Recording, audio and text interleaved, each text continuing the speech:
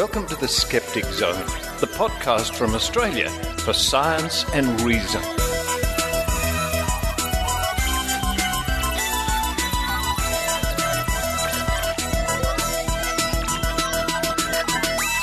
Hello and welcome to the Skeptic Zone for the 20th of May 2013, show number 239. Richard Saunders here with you from Sydney, Australia. Now, just a note to regular Skeptic Zone listeners, yes, this show is late. In fact, I think in almost 5 years of the Skeptic Zone, this is probably the latest one we've had. Very good reason for that. Very good reason. Coming up at the top of the show, Dr Rachie reports. Dr Rachie is going to interview Sonya Pemberton. In fact, she just did a little while ago, and that's why we had to hold the show over because of scheduling and all the rest of it. But I hope you'll understand. Nevertheless, Sonya Pemberton's going to be talking about her new documentary, Jabbed: Love, Fear and Vaccines. Now, this is premiering here in Australia on SBS TV, SBS 1, on Sunday, May the 26th at 8:30. So that's this Sunday coming up. I was very lucky enough to meet Sonya a month or so back at the AFO, the film festival in Olomouc in the Czech Republic. And she was very excited about this documentary, Jabbed. It takes a look at all sorts of issues involving vaccination.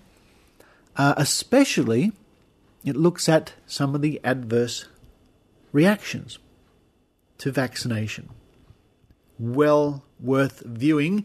Coming up on SBS this weekend, this Sunday. Anyway, Dr Rachie, in a moment, will be chatting to Sonya Pemberton all about her wonderful documentary, Jabbed. Following that, it's my report from Mind, Body, Spirit, or Mind, Body, Wallet, as we call it, the Newage Festival Fair here in Sydney. I think it's a bit of a travelling circus. It ends up at other capitals throughout the year, but every 6 months we have Mind, Body, Spirit here in Sydney. So this time I wander around with my trusty microphone, giving my thoughts about this interesting New Age fair. After that, it's a week in science with our good friends from the Royal Institution of Australia, RiAus.org.au. And what a popular segment that is. I love it every week. A week in science reminds us all how much science, good science, is going on around the world all the time. And following that, it's Maynard's spooky action. Maynard's going to be talking about anaesthesia. Now, what an important part of medical science anaesthesia is. I've had a number of operations throughout my life, and I'm pretty glad there was anaesthetic on hand. I can assure you that, looking at my appendix scar. Maynard chats to Professor Tim Short about anaesthesia. And to round off the show, we have a report about a story that's sort of been bubbling around for quite a number of years in Sydney, since about 2006, 2007. There's a house in the west of Sydney, in a place called Guildford, where it's claimed oil seeps from the walls. Not just any oil. This is miracle oil. Messages from beyond the grave. And not only oil seeping from the walls, but there's actually writing on the walls and on the ceiling. And drawing and letters and numbers and all sorts of things.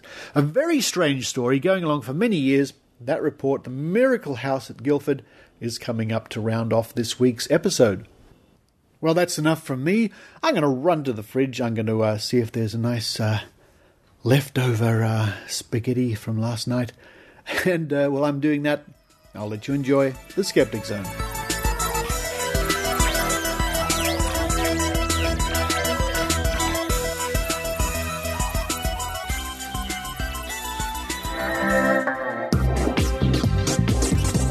Now it's time for Dr Rachie Reports with Dr Rachael Dunlop. Hello listeners and welcome to Dr Rachie Reports. And this week we have a fantastic interview with Sonya Pemberton, who has just finished the wonderful vaccination documentary Jabbed, which is airing this Sunday on SBS at 8:30. Sonya's on the line now from Melbourne. Hi Sonya, welcome to the Skeptic Zone. Hello Dr Rachie, it's lovely to be here. Yeah, lovely to talk to you. Now, I first spoke to you about this project about 2 years ago, I think, at a science communication conference. Give us some idea of how much research and how much planning went into such a huge project such as JABBed. Well, you're right. I started 2.5 years ago, and for one entire year, pretty much full-time, I spoke to the experts, read the papers, read the books, spoke to the families, drowned in an absolute ocean of information, as anybody who's looked into the vaccination issue would be very familiar with. I spent the best part of that year just talking to people and trying to get my head around it. To be honest, my position when I started was that I was just an unquestioning vaccination supporter, and I couldn't quite understand why my previous film, Catching Cancer, had been hit with some anti-vaccination comments. I didn't quite understand it, and so it sparked this real quest to try and understand what was going on. But part of the way through, I kind of drowned and really thought, I can't do this. It's just too complicated. But luckily I had SBS behind me pushing, saying we want to do this. And I realized that I talked to enough families that I kind of owed it to them to try and get a more nuanced conversation happening. So 1 year was sort of research, reading, talking, and then and raising finance, and then a year making the film. So with respect to the film, it must have been huge in terms of logistics, because you actually track sick people, but also you track outbreaks and epidemics across the world. So how do you logistically go about doing that? Well, first of all, I've got this lovely big map on my wall, and I have a cross plot of all the stories that we were wanting to follow. We wanted to follow the measles epidemic in Europe because we knew that there were enough cases out there to sort of qualify as a small epidemic, but a significant outbreak. I shouldn't really call it epidemic. It's an outbreak. The media over there were calling it an epidemic. So we went to the UK and followed measles, and then we followed that to the Ukraine because 1 million people were coming into the area for the football championships at the time, which is a nice kind of interesting cross story. I also knew I wanted to follow the whooping cough story, and I had quite a lot of whooping cough stories because there's so much whooping cough in this country, but finding a story where the family were prepared to go on camera was a really difficult bit. Then we also wanted to do the HPV story, the human papillomavirus story, and because I had worked with Professor Ian Fraser before with the Catching Cancer documentary, we teed up taking that part of the story to Bhutan. And of course, across America, we were just watching and listening and finding the stories.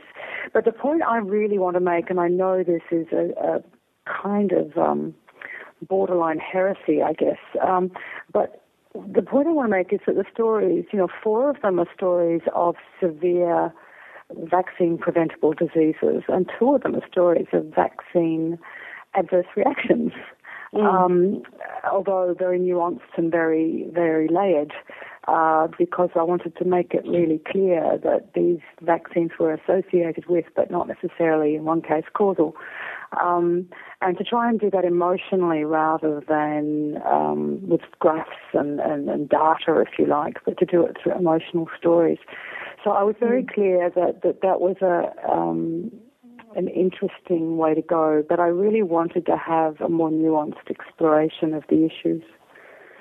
Yeah, I wanted to mention that because I think the way you treated the adverse events is it was incredibly sensitive and well done and incredibly interesting as well, particularly because there's a lot of noise around adverse events that people say the vaccinations are responsible. How did you sort of, I guess, filter out what is really an adverse event and what people associate when it necessarily isn't? Yeah. You know what I mean? Yeah, that's the $1 million question. Look, I'm not a scientist and I'm not a medical doctor. I'm simply a filmmaker. I've got to be very quick to say that I don't know what the truth is, and I have to seek information like anyone carefully and to sift through a lot of rubbish. The vast majority, firstly I should say that part of my research was deliberately going into those places on the internet, deliberately joining those communities in various shapes and forms and trying to understand, really truly understand. And I came to the conclusion that I can't really speak to the people who are extreme in any direction, really. Like who I'm interested in talking to are people who've just got concerns and worries and fears. And I realized that really their voice wasn't represented out there on the internet a great deal. There's a very, very loud, very fierce, strong anti-vaccination lobby group and a very, very loud pro-vaccination groups. And they're all equally kind of loud and noisy. Well, not equally, but they're still loud and noisy. But what wasn't happening was the people kind of in the middle who want to vaccinate or want to do some vaccines and have some questions or some concerns. So I felt that to do that, I had to go down the rabbit hole, if you like, of following these stories of adverse reactions and trying to find some that gave us some insight into the bigger vaccine problem. And by problem, I mean, how do we resolve what's true and what's not true? So I followed the science in a nutshell. I followed stories where, firstly, the people gave their names. That helped. So you could ring them up and contact them. And they let me talk to their doctors. That was important. I had to see the medical reports. I had to see that this child really did have this thing happen within this time frame.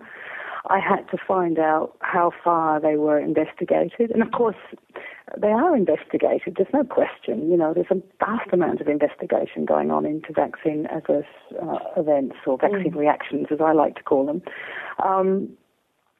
So I filtered through the ones where I just couldn't track back anything factual and then looked at the selection I had from around the world, which weren't that many, because the honest truth is these adverse reactions, the serious ones, are rare.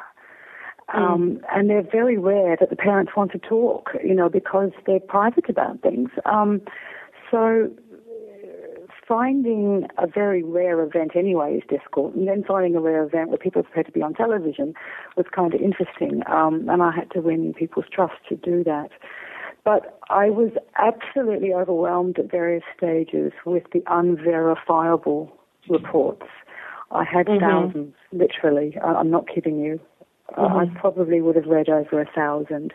And I kept saying, please give me your contact details. Please let me see, please let me find out how this works, what happened. And most of the time, I didn't get anything that I could actually follow through on. So that was frustrating because, I was trying my best to actually listen.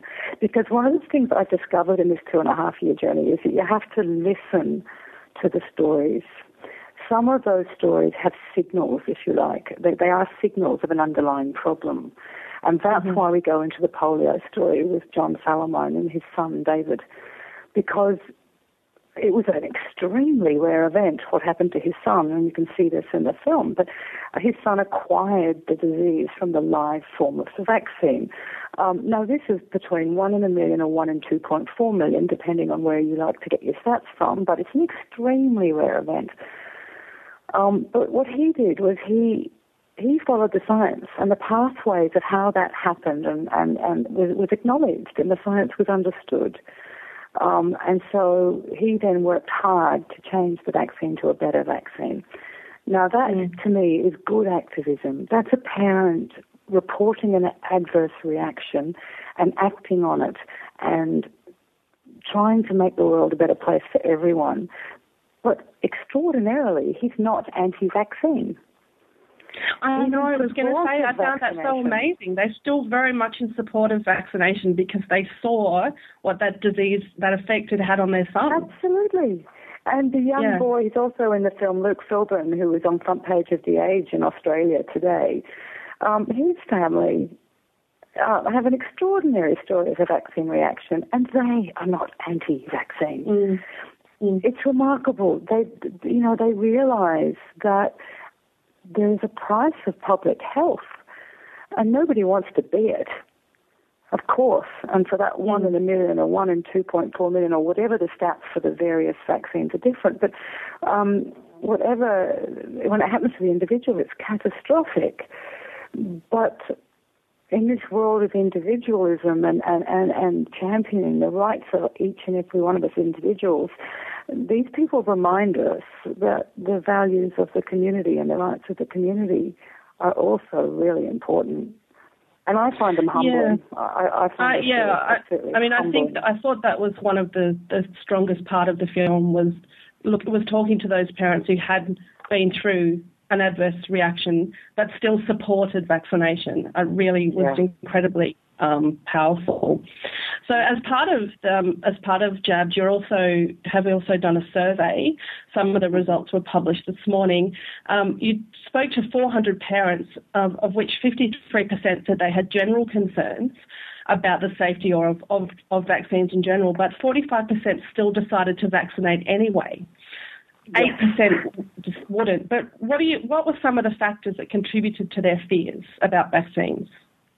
Well, this was a modest survey. I mean, we're a television company. We're not a scientific institution that's run a great big study. So I want to quickly say this.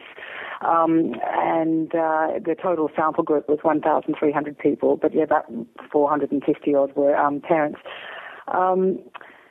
What we see as an indication here is a couple of interesting things. One, that the younger you are, the more likely you are to have concerns around the vaccine. The grandparents had the least concerns. That younger people, of course, which is so self-evident, are likely to go to the internet for information. And interestingly, the internet proved to be the source of information for about 50% of people who choose not to vaccinate. Whereas people who do support vaccination got the vast majority of their information from their GP. Now, this is kind of self-evident, but I think what the message it has for us is that we must not underestimate the information on the internet, and it needs to be dealt with, and it needs to be explored, and the concerns need to be listened to. And likewise, the role of the GP and the healthcare practitioner is vitally important. And one of the most common criticisms I think I heard talking to families who were nervous about vaccines or selective or delaying vaccines was that they felt their GP didn't listen to them, that their healthcare practitioner was arrogant and basically said, take this, it's good for you. And I must admit, I've seen this over and over and over again. Every country we went to, the medical fraternity basically saying, just do it because we say so. And the world is changing. You can't do that anymore. You actually have to listen to people's concerns, and you have to answer them as best as you can. And I think that's reflected in our survey. And at the moment, the vaccination rate is so strong in this country, so we have not got a problem. This is the challenge of making this film. I didn't want to beat it up into we have a mighty problem around vaccines. We don't. We've got 93% of Australians vaccinating, around about 2% who are choosing not to, and 8% that do selective or delaying or refusing. They fall to that 8%. But the bit that interests me is the 53% that say they have some concerns. And some of those concerns are really minor. The vast majority are pain at the injection site, distress to the child, worried about how many vaccines, through to the classic, the big one, autism, and other things like seizures and fevers. So the range of concerns were significant. What I thought was really interesting, though, was the autism concern didn't come up as a gigantic concern, but it came up as the area of most confusion. So people would put do not know against the autism question far more often than any other area of concern. And I think what that tells us is that there's more work to be done. We need to keep reminding people that the studies have been done, the major studies have been done, that over and over again show that this link is not in any way supported by hard evidence, and that the situation behind autism is going to be far more complex and mostly genetic. And, and as one of our great characters in the film, Professor Ingrid Sheffer says, there may be some involvement in vaccines in a small proportion of cases, but if that's the case, we haven't figured out what's going on yet. And the vast majority, it's obviously genetic. So we've got a lot more questions that we need to be answering there. And the survey and the film both kind of point to, can we not pretend that everything's done and dusted? You know, there are questions. The overwhelming and overriding evidence says vaccines are better than the alternative, which is the disease. No question. But can we do better with the vaccines? Of course. Do we know everything about how our immune systems work? Well, one of the very first people I spoke to was Professor Peter Doherty, Nobel Prize winner no less, and he said, Sonya, we're only beginning to really understand the immune system. So please, you know, set off on your journey on this film with the knowledge that we've always got places to travel to and information we need to gather. And I guess that's something I've tried to bring to this, that I'm not offering the truth, whatever that may be, about vaccines. I'm saying in a complex world with a complex decision to make, you have to assess risks. And the bottom line is, it makes perfect sense to be scared of the diseases and scared of the vaccines. Like, that's not an abnormal thing. But when you look at the evidence, the fear around the diseases is far more warranted and far more real and far more likely to impact you than the minuscule chance of something happening around a vaccine. I think one of the most powerful scenes with that theme was with Dr. Paul Offit rolling out the iron lung. And it seems now that, I guess, and you mentioned this in the film, that vaccines are a victim of their own success in that we don't see these diseases anymore. So we elevate the threat from the risk of the adverse event as opposed to the, side effects of the disease. Yeah. Do you think that's a problem? Yeah, I think that's the delicate balance we've got to try and find at the moment, because if we are too frightened of the vaccines, we'll forget to be frightened of the disease. And that's one of the reasons why the film, it's been called brutal by some, and I guess it is brutal in some ways, because I wanted to really hit hard that these diseases are not to be sneezed at, excuse the terrible pun, but you know, these diseases are real and frightening and can be devastating. So we ignore the diseases at our peril. If we become overly focused on the fear of the vaccines, we're losing the point, we're missing the point. But the big thing is that we've got to keep talking. You know, one of the things that makes me nervous is when we shut down the people who have concerns. When we immediately say, oh, they must be anti-vaccine. And what I've discovered in the last 2.5 years is that I sit with groups of mums and dads, particularly mums, and I did this on the weekend actually, and in the group will be one mum out of, say, 10 who will have a question about they're scared about this vaccine or that vaccine, and perhaps they've delayed it and haven't done it yet. And the rest of the mums turn on them and hit them, you know, with a ton of concrete, basically.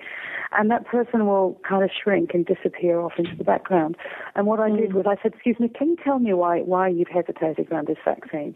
And it turned out she had this complicated story about having a premature baby, and the baby had all sorts of complications from being prem. And actually, she had every right to be nervous. And when the rest of the group listened to her, they softened and brought her into the group. And the woman was feeling far more comfortable about talking about vaccines. And I think there's a little message in that for all of us, that just because someone has questions doesn't mean that they are against vaccines or opposed to vaccines. I've found a very short, quick way of finding out if someone is actually hesitant or opposed. And when they say to me, I'm not anti-vaccine, I've just got questions. And I go, great, tell me, what are your questions? And they tell me their questions. And then I say, so which vaccines would you like to use? Which diseases would you like to be protected from using the vaccines? And usually people will say things, oh, I definitely want the polio, and I want the tetanus, and I want this one, but I'm not so sure about that one. And once you start that conversation, then you realize they're not against the vaccination. They've just got things that they need answered. But some people will quickly say none. They don't want any of the vaccines. And then you go, okay, well, I'm sorry, this is a conversation I don't think we're actually having a conversation. I think you've just got your position, and obviously I've got mine, and I'm not sure we're going to find common ground. I'm going to try really hard to find common ground, but I'm not sure it's there. So, I mean, the idea that there's quite a few parents on the fence, if you like, or who are confused, do you hope that the conversation that gets started by Jabbed will allay some of their fears? I hope so. We've done quite a lot of audience testing at the end of the film, and what we find happens is most people who are in support of vaccination feel affirmed, that they feel like they understand, yep, the risk of the disease is important, carry on.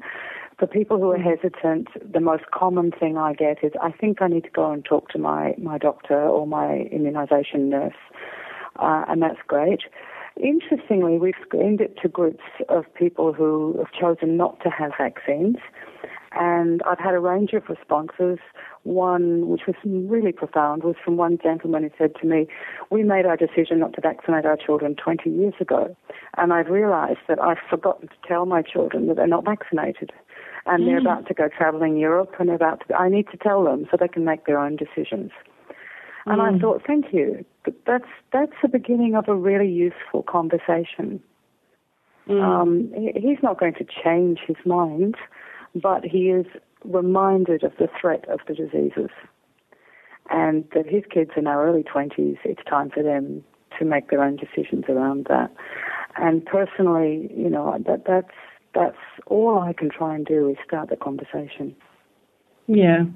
Well, I have been fortunate enough to see a preview of Jabbed, and I was incredibly impressed, and I teared up in parts of it as well, Sonya. So I think it's you've managed to get the emotive side over, but also the science side. So it's accurate and it's emotive. I think the message is very strong. So everyone should tune in on Sunday on SBS at 8:30. And are you doing any interactive stuff while it's on? Are we doing surveys?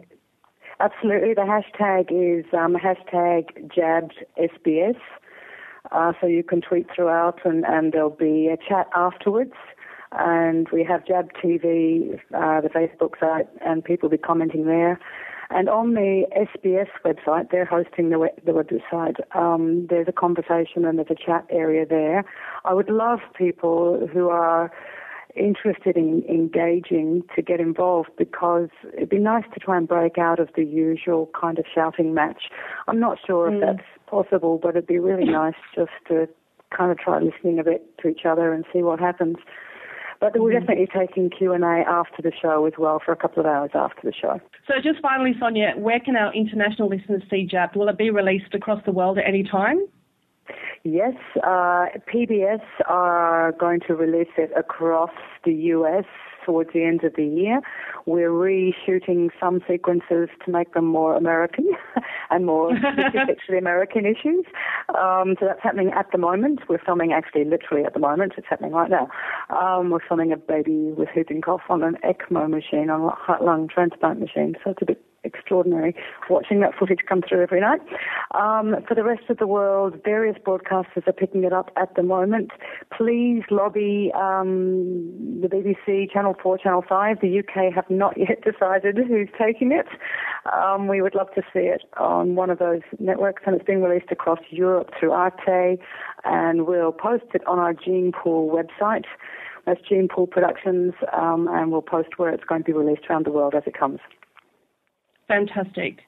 Well, Sonya, I just want to say congratulations, and I'm sure a lot of our listeners will also agree that it's a fantastic documentary, and thanks for taking the time to talk to us today. Thank you so much for giving me the opportunity. I really appreciate it.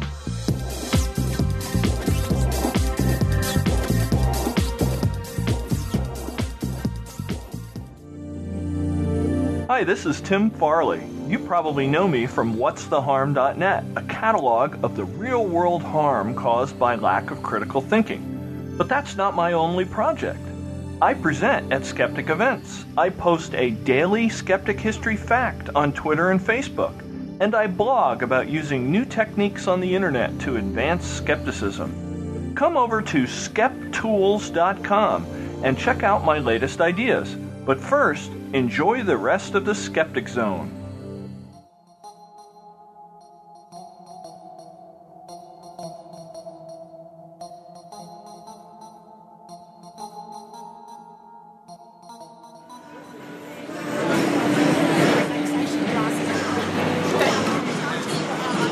from the Mind, Body, Spirit Festival, 2013 in May in Sydney. A very noisy Mind, Body, Spirit Festival.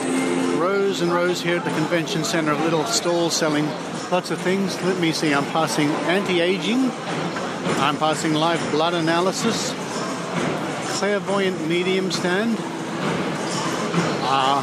yoga, herbs and spices, Dr. Ten's pain relief, Poppy's pure beeswax candles, your personal horoscope here and now with Equinox Astrology, Human Awareness Institute, Aquarian Pearls, Tea Tonic, Iridology, Sing Bowl. It goes on and on. And at the end of this avenue I'm walking down now, as you can hear, there seems to be something happening on stage, something very loud. Who else have we got here? Ginger drinks, oh that can't be too bad. Animal talk, animal whisperer. I like to whisper to my animals. Let's see what's going on at the end of this little corridor here.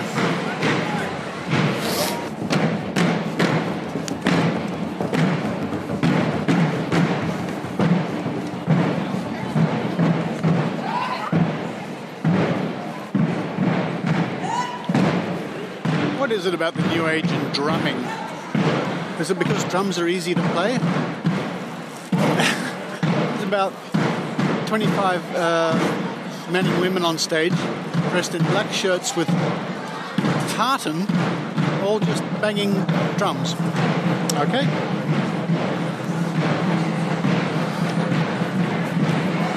Leslie and Kerry, Psychic Realms. Oh, it looks very nice.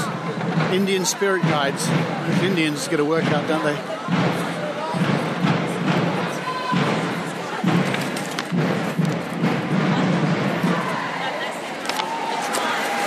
Now the drumming's died down. I was just at the stand of BioFlow Unique Natural Pain Relief wristbands. They look exactly like Power Balance. And the guy told me to piss off when I started asking questions. I think that's a bit of a red flag. You ask questions and someone says you to piss off, get away. Yeah, I think that's a pretty big red flag. I think I'm going to look more into these BioFlow wristbands. I can't believe that shtick's still going on. Well, as you know, I try to come to this festival every 6 months, and it's every 6 months here in Sydney. I'm delighted to say it's more and more just general woo-woo, you know, psychic readings and pleasant smells and, I don't know, this, that and the other. And far less of the outright utter quackery, although there are people doing things like allergy testing using machines, vials of substances based on homeopathic principles or something like that. But here's an interesting one. Orgone Effects Australia, and they're selling devices to protect your water bottles, mobile phones and anything else from harmful, naughty radiation, I guess. But earlier, when I was passing this, they were using dowsing rods to show how these pendants and things protect from naughty radiation. Free geopathic stress readings. They sell things to plug into your PowerPoint which cleanse your house from geopathic stress. Well, this is a job for Consumer Affairs. I'll grab their brochures. Now, somebody asked me before, why do I keep coming back to these things? Why do I keep coming back to the Mind, Body, Spirit Festival, Mind, Body, Wallet, as we call it?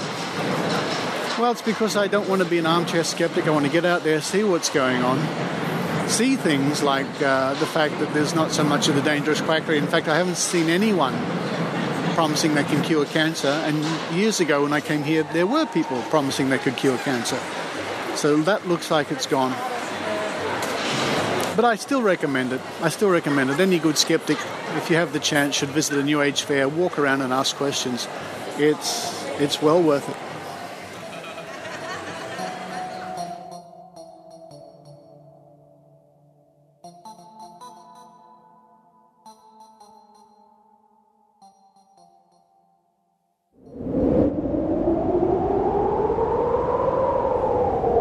This is Ben Radford. I'm Deputy Editor of Skeptical Inquirer Science Magazine, author of 6 books, including Tracking Chupacabra, and you can find out more about me at benjaminradford.com. Welcome to A Week in Science from RiAus. This week, new human stem cells, the oldest monkey and ape, and printing electric circuits.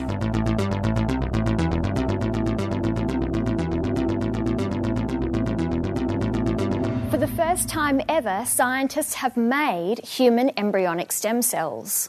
They first removed the nucleus from a human egg, then replaced it with the nucleus from a donor's skin cell. These immature cells resemble those derived from embryos fertilised with sperm and can develop into different specialised cells. They are almost genetically identical to the donor's own cells and can theoretically be used to make new organs and tissues to replace diseased, dysfunctional or damaged ones.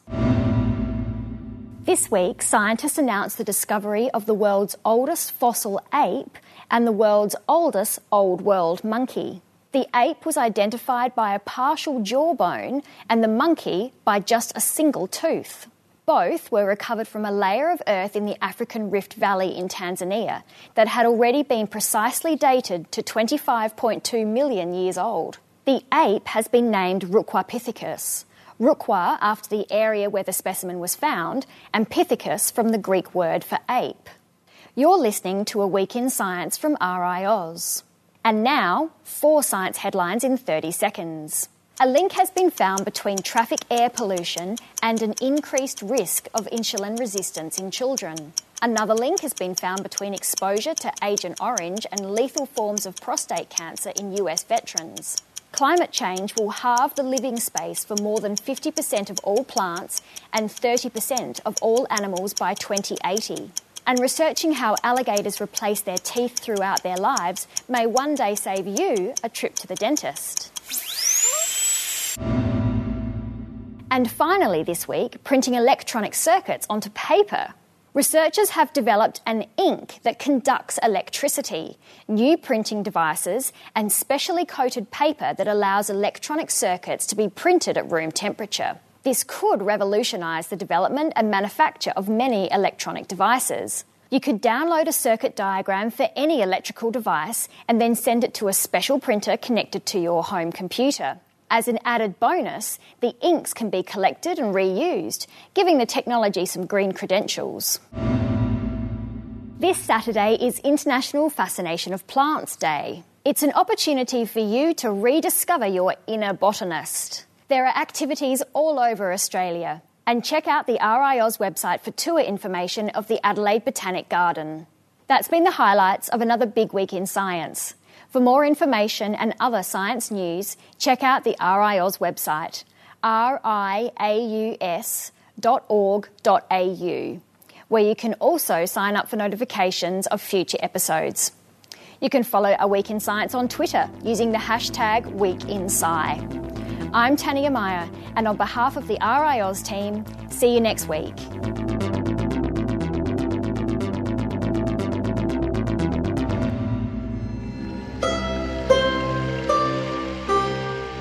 您现在收听的是 Skeptic Zone， 我是丽丝，我们的网址是 skeptoid.com.cn。 Skeptoid 是一个科学类 podcast 节目，我们每期都会讨论新的话题，包括探讨流行的传奇故事、阴谋论，或者是声称超自然的现象。您可以到 iTunes 的中文网站下载 Skeptoid， 或者是访问我们的网址 skeptoid.com.cn。 The Skeptoid Science Podcast by Brian Dunning is now available for Chinese audience. Please tell your Chinese friends to visit skeptoid.com.cn or find Skeptoid on the Chinese iTunes Store. I'm Li Si from skeptoid.com.cn.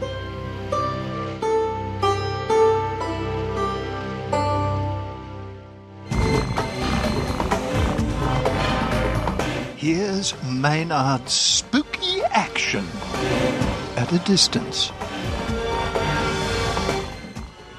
Now, have you had to have an operation where you've had to have a general anaesthetic? I have. It's certainly many people have. It's an experience that most of us will undergo usually sometime during our lives. And despite certainly being a miracle of modern medicine, I believe it was once described as God's gift to mankind by a great philosopher. It can be an scary experience and one that we don't fully understand because it certainly requires a lot of training. How deep in sleep do we have to be? And what are the long-term effects of anaesthetic? We have on the phone Professor Timothy Short, Auckland City Hospital, New Zealand. Hello, Timothy. How are you? Hello. First of all, I'd like to... Are anaesthetists the biggest partiers in the medical world? Every anaesthetist I've met has been someone who knows how to party. Definitely not. It's people to sleep either all day. Okay, because it's a rumour that we might have got from maybe watching MASH or something like that, snooze. It's just not right. I just wish my career was that good. Well, you've certainly had a distinguished career. I mean, to be doing what you're doing at the moment. In fact, how long do you have to train and study to be an anaesthetist? A lot of people might not know that. Well, you do your normal 6 years at medical school, and usually after a couple of years of clinical experience, you specialise. And if you choose anaesthesia, the full training is another 5 years before you're allowed to be an independent specialist. Wow. And what drew you to that? I always like to know why certain doctors become dermatologists or heart surgeons. Why? Because it can be a tricky one. I mean, you can't, the surgeon's doing the operation, but you can kill the patient on your own, well and truly. I think I can safely guide them through the trauma of the operation. Well, see, that's me, half glass empty kind of thing. That's why I would never be an anaesthetist, because I'd be just so scared that I had this person's life in my hands all the time, and that's why I wondered why you would choose that particular branch of medicine. I think it's a very satisfying career, and it's quite a challenge, and a lot of us like it. It's certainly a lot more complicated than a lot of people believe once they've sort of gone to sleep. That's why we've got you here, because a lot of people think, oh, well, I'm out. It's like a 0 or a 1. I'm either here or they're not. And that's certainly not the case, is it, Professor? No. Basically, once you're asleep, we can sort of run you at any level of depth, in terms of how deeply we shut down the brain and shut down the body's reflexes in response to pain and trauma, of the surgery that's occurring. And how do you decide what level that is? Is it a consultation or is it operation specific, or is it a doctor going to tell you, this patient needs to be more than another patient? How does that work out? There's a lot of factors. Obviously, it depends very much on the operation. You need a lot more anaesthetic to have a cardiac bypass operation than to have an ingrown toenail removed.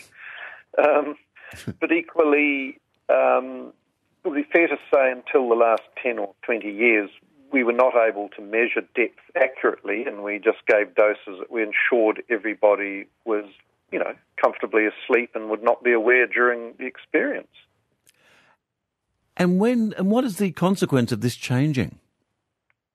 Well, now that we have monitors that can look particularly at the brain waves in the theatre, the electroencephalogram, a bit of a debate's opened up as to just how deeply anaesthetised we really need to be.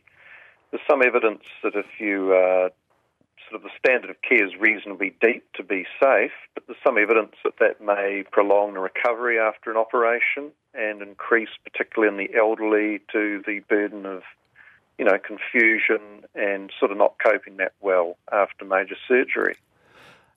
And I've had a reason to have the same operation twice, and the first time a much deeper anaesthetic was used, and the recovery time was just incredible between the two exact same operations. Yep. And that is just amazing that it does make that much difference, because, again, people often think you're either knocked out or you're not. That's right. And, we have a lot of drugs available to us that will run people at different levels.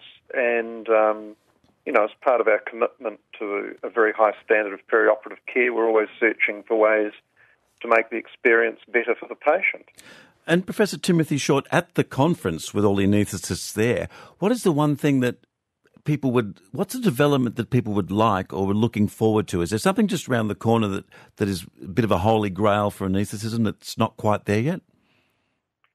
No, I don't think so. This is sort of very much backroom research.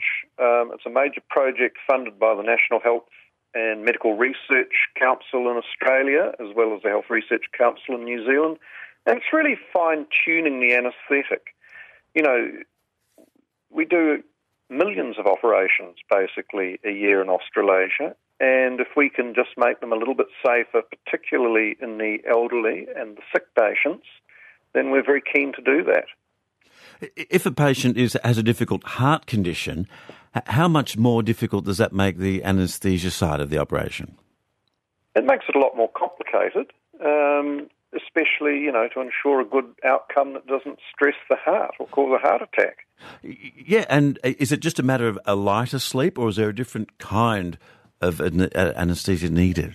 No, there would be a lot more monitoring of all the cardiovascular variables that we can to see that they're all kept absolutely as perfect as we can, and also the drug mix would be different because we would use more medicines to protect the heart than a healthy person would need. Is there something in an ideal world that you would like to see invented or bring into your field? That's a big ask. Because I was just thinking what I was getting at earlier, that things are pretty good at the moment, but if there's something you could magically bring in that that would just make it perfect and make it even the most safest process possible, is there something that you think could be invented? Well, I think increasingly it's not a matter of surviving the anaesthetic or the surgery. It's a matter of getting a really good outcome whereby we haven't contributed to the burden of infection or, as I say, confusion and so on after the operations. And I think we're getting closer to getting anaesthesia perfect than we were even 20 years ago. Dr. Timothy Short, Auckland City Hospital, New Zealand, thank you for talking to us. Thank you very much. Thank you very much for your time. That was fascinating, wasn't it? I mean, I always, they're the people that are keeping you alive and awake while the operations are going on, as you would know.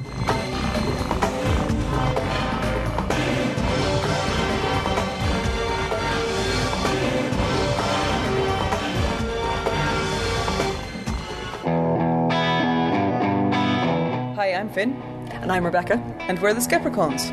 Skepticons is an Irish podcast by the Dublin Skeptic Society. It takes a conversational, reverent look at science, news and skeptical topics from an Irish perspective.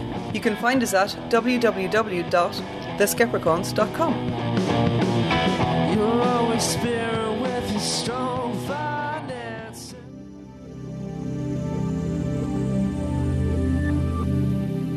In September 2006, 17-year-old Mike Tanus was tragically killed in a car accident. His family are from the Sydney suburb of Guildford, and not long after Mike's tragic death, oil seemed to be starting to appear on the walls of the Tanus family house. This gained some notoriety. More and more people came to see this mysterious oil. The oil spread to various parts of the house, including the ceiling, and over the intervening years, the house has been turned into a shrine, with many religious paintings on the wall, and the oil spread far and wide.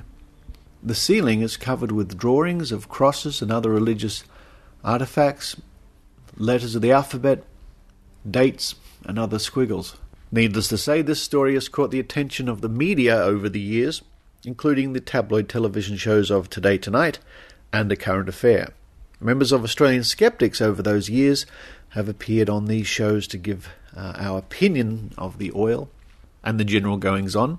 So I'd like to play now some selected clips from those reports over the years to give you a good idea.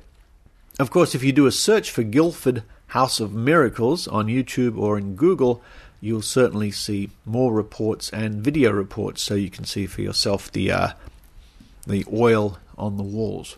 But here now are some selected clips to give you a better understanding.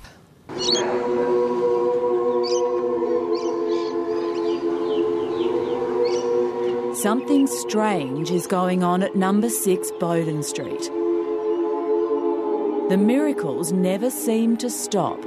That's if you believe the owners, Lena and George Tanus. Many things happen here.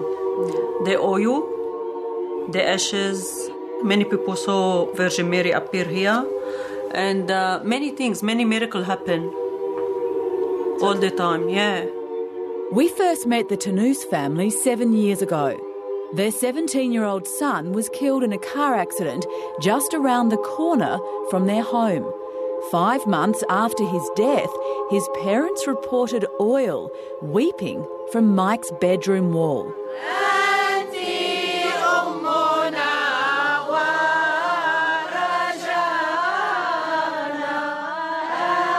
Word spread almost as quickly as the oil. Soon believers were flocking to number 6 to see for themselves. The oil rush had begun.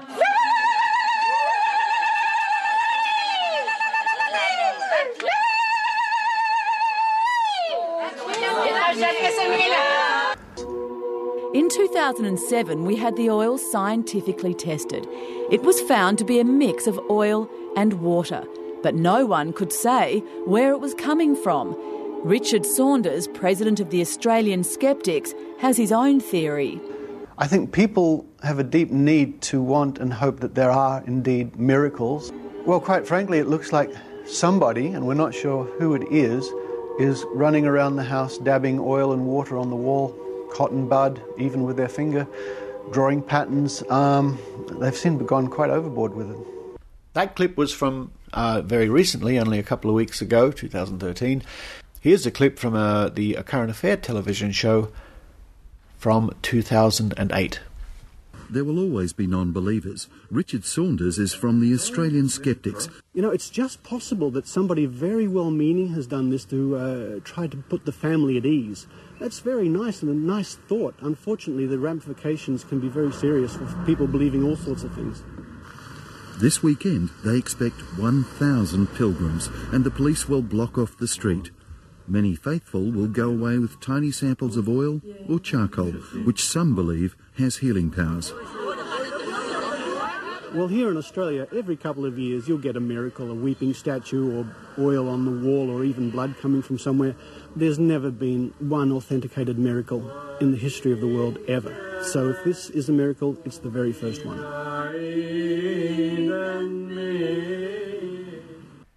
Those comments from me way back in 2007 led shortly thereafter to Brendan Shanahan writing in the Daily Telegraph newspaper to produce the following: Tragedy of Scoffing Skeptics by Brendan Shanahan. Remember the Coogee Beach Madonna? This seeming apparition first appeared in 2003, bathing Randwick with her grace. In more recent miracle developments, A Current Affair this week spoke to a couple in Guildford, Western Sydney, who believe that the spirit of their dead son has caused their walls to leak rose-scented oil. Reporting of these stories usually includes an appearance by the Australian Skeptics. These people, in case you don't know, are a self-appointed band of atheist crusaders who see it as their mission not only to tell old ladies that Christ's face can't appear in a bowl of dumplings, but to form an organisation complete with quarterly newsletters devoted to doing so.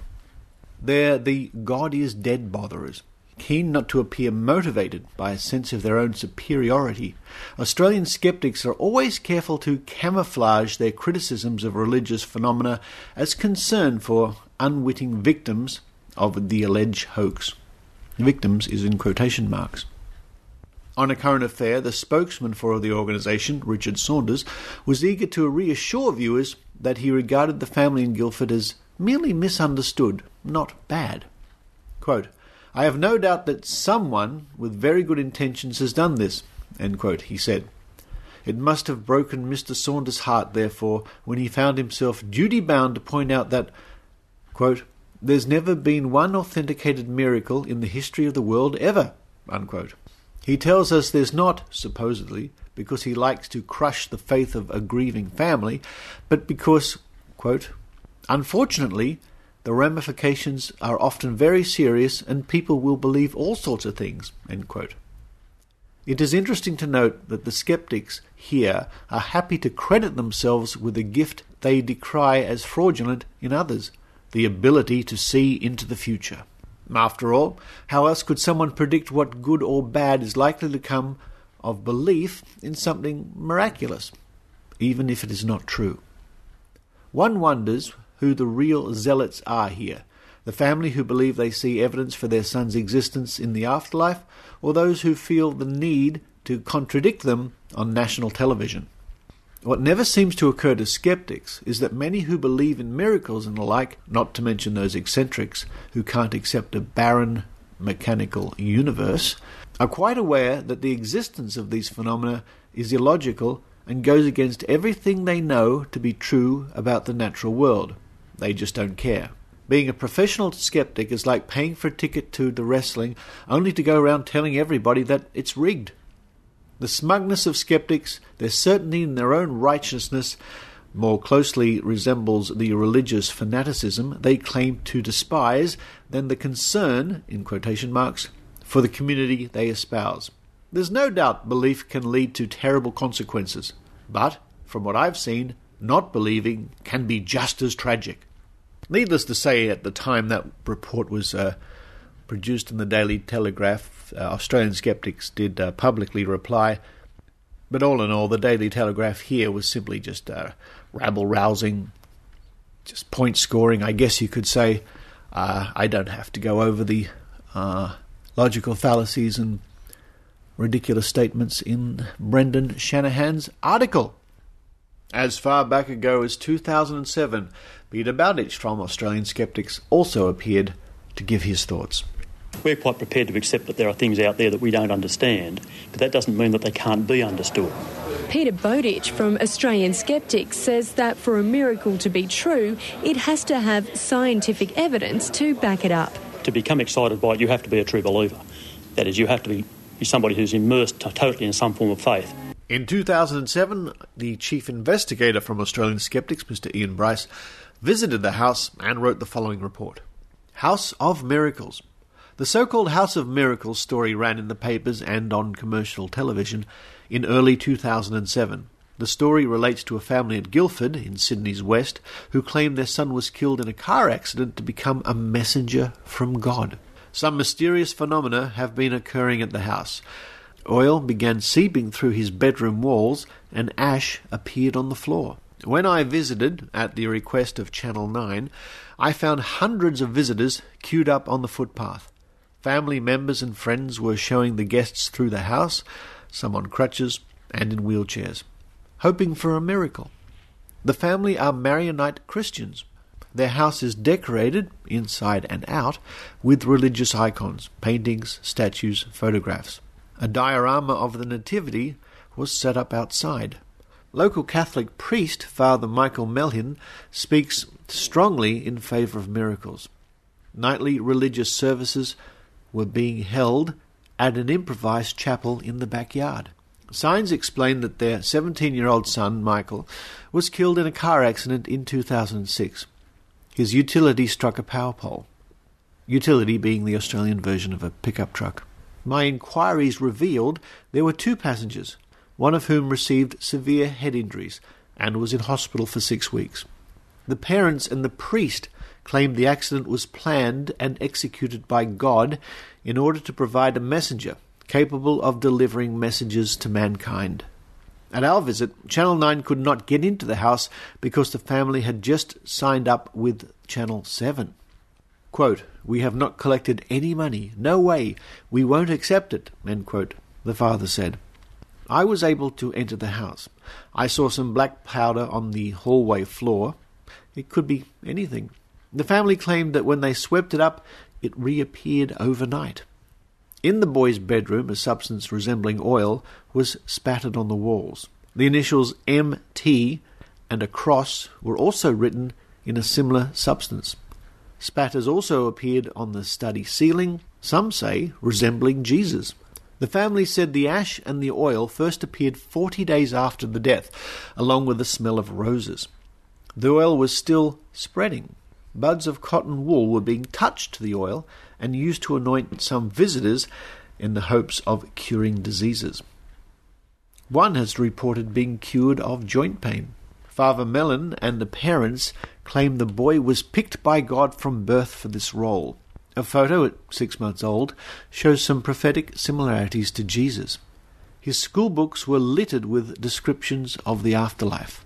Peter Bowditch from Australian Skeptics was interviewed by Channel 7's Today Tonight and said that for a miracle to be true, it had to be backed up with evidence. There are regular religious apparitions and supernatural claims in the Christian world, but none has stood up to real testing. This does nothing to stem the flow of tourists and the crippled to sites such as Lourdes in France. Let us examine the scenario put forward by the priest and the parents. The implications are horrendous. Point. God, being all-powerful, must be capable of sending messages any way he chooses. Why would he arrange for an innocent boy to be raised by his parents, teachers, relatives, etc., and then brutally killed at the age of 17? The claim is that the accident was planned and carried out by God. The driver's actions were overridden. God, in effect, turned the steering wheel towards the pole. If a man did this, it would carry a charge of dangerous driving. Point. Why would God deliberately cause serious head injuries to an innocent third party, putting him in hospital for 6 weeks? If a man did this, he would be jailed for grievous bodily harm. Point. The purpose of the whole scenario was to provide a conduit for messages between God and mankind.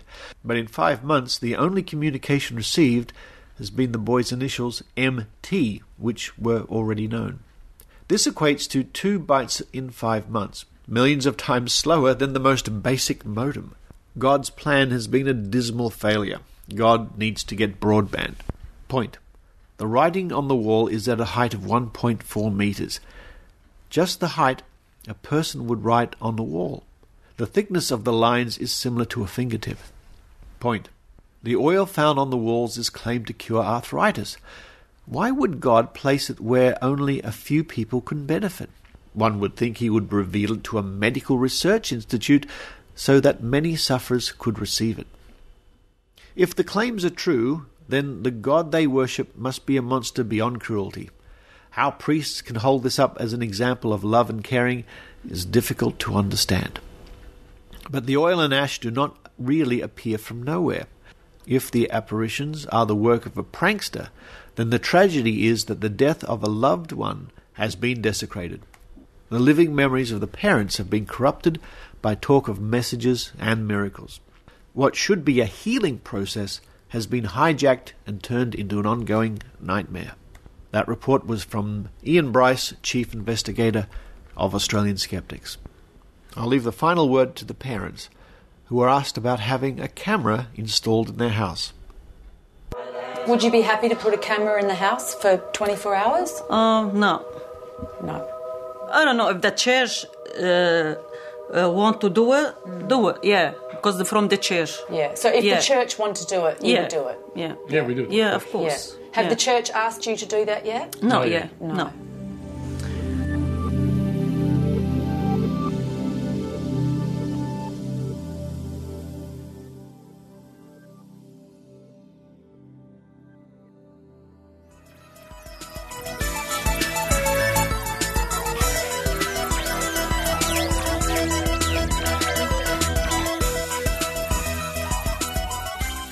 Thank you for listening to the Skeptic Zone. Now, I've been asked to remind you or let you know there's a petition at www.change.org to do with telling the Rockhampton Regional Council they should really reconsider removing fluoride from their drinking water. They're going to remove it. Yes, they've heard the arguments, so-called arguments, and I don't think this is a good thing.